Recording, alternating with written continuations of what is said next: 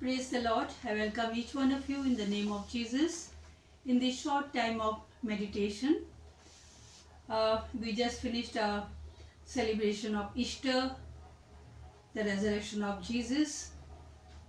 I was going through the Bible and was thinking about this, the whole matter, why there was a need for this resurrection of Jesus or the Easter Sunday, what we celebrate. I was thinking all that, so it came to my mind.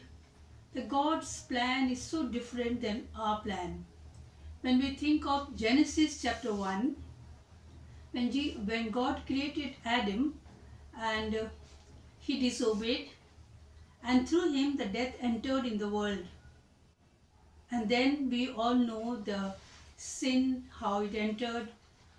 Then God tried his best to stop it through his prophets and different people, but it didn't work out. Then he sent his own son, because Bible says God so loved the world. He doesn't love only Christians, but he loved the world in the whole, all the world. Every human being is his creation. So he loved them and he doesn't want them to go to hell or destroy. So he wants to save them. That is why we say that through Adam the death entered, and through Jesus, that is the second Adam, who took away the death and gave the assurance, and he showed us the resurrected Christ showed us that there is a life after death, that is eternal life.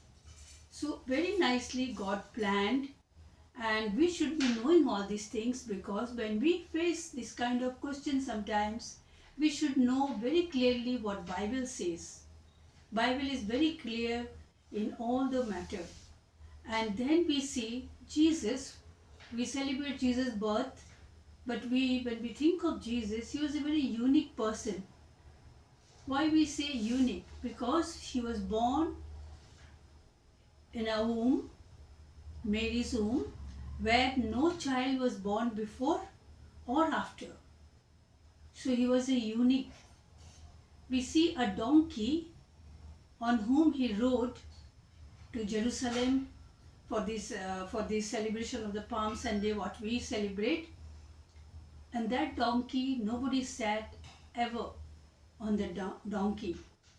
And then also we see that when Jesus died, he was kept in a cave that was prepared by Matthew Arimathea. He made it for his family. In those days, the rich people used to make the caves for the whole family. People die and they will bury them in that one particular cave. It was a big one and it is a new one. And nobody ever kept any body there before Christ, neither after. So he was a unique. And the last point I thought of, Jesus is one who rose again from the dead. I never heard anybody rising from the dead. And he showed people, there are many people have seen Jesus, they have witnessed, not only Mary Magdalene and Mary and Salome, and also in some Gospels it's written that other ladies also, they met. Not that, even the soldiers, they also came to know that Jesus is missing, and they ran and told the high priest. So those things we know, that he rose again from the dead. After that he met all the disciples in many places and he spoke to them, gave them food, and he sat with them. And then we see in the 1 Corinthians chapter 11 from 3 to 8, when we read these verses, it's written there about 5,000 people he has met. So Jesus rose from the dead, it is a fact, and we believe it.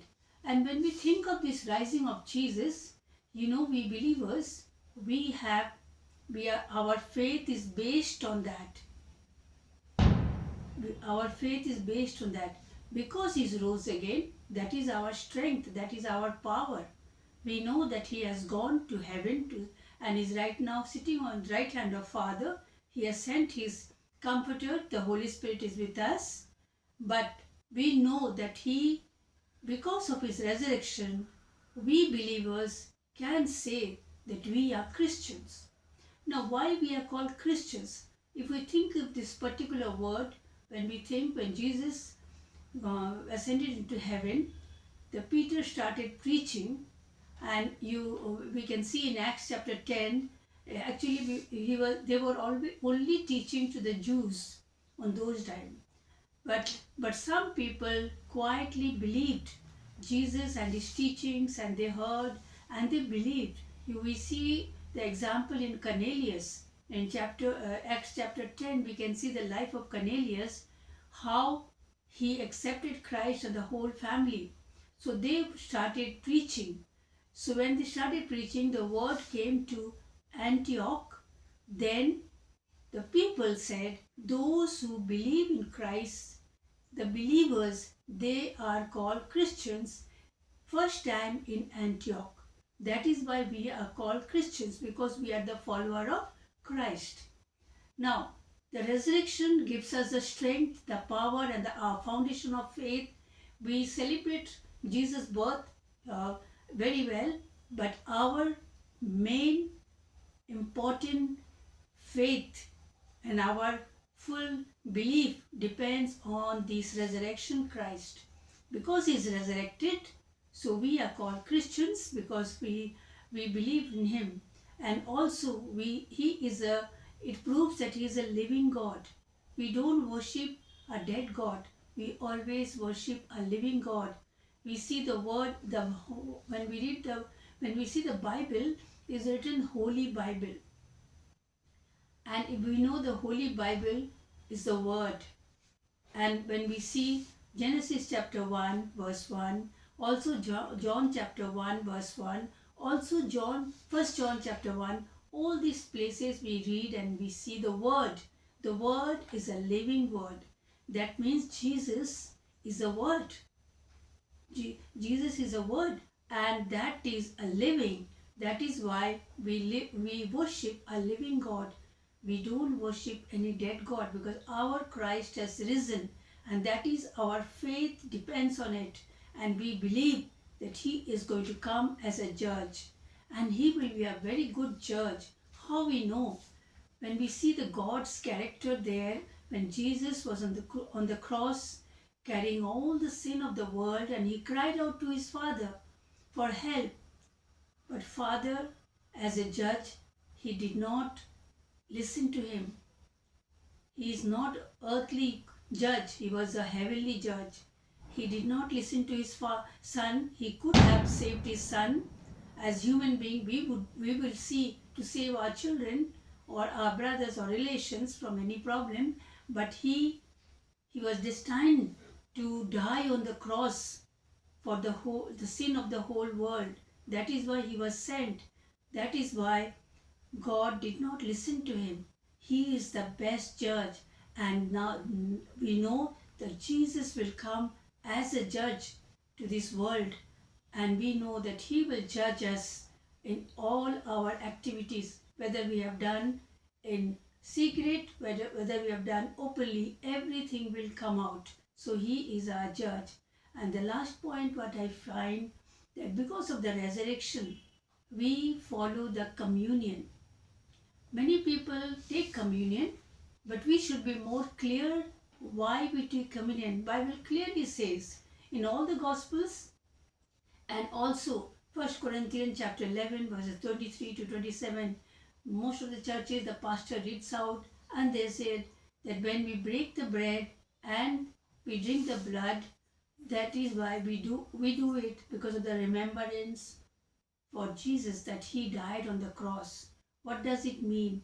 It means whenever we take communion, we realize that we are sinner, and somebody died for us on the cross, that is Jesus.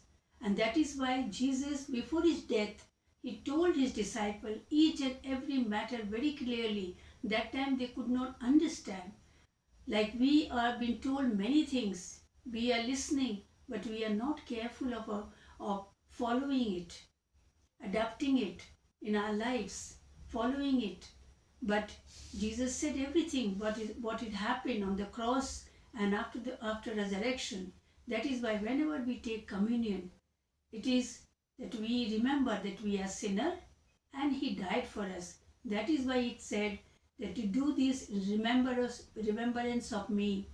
And in some churches they follow once in a month, sometimes twice in a month, thrice in a month.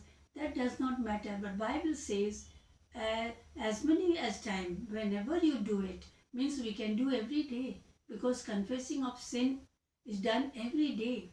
We confess our sin. We cannot come to our Holy Father without confessing our sin. It's not that we are not sinner, we are sinner. By saying that I am not sinner, I am doing sin. Because nobody is sin. Bible says, it's not my word. Bible says nobody is good except God.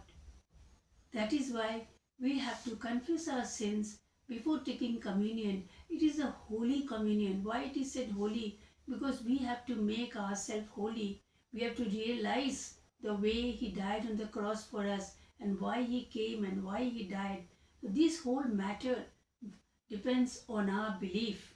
That is why we are called Christians. It's not that by namesake or born in a Christian family, so we are Christian. No, that's a wrong concept. We have to be very clear in all this matter, because Bible teaches us everything very clearly. We have to know. So whenever we face some difficulties, some questions arises here and there, we should reply people, or we should know ourselves to tell them from the Bible. May God bless us as we hear this word and as we read these chapters and we analyze and we ponder upon it. So God will bless us. Amen.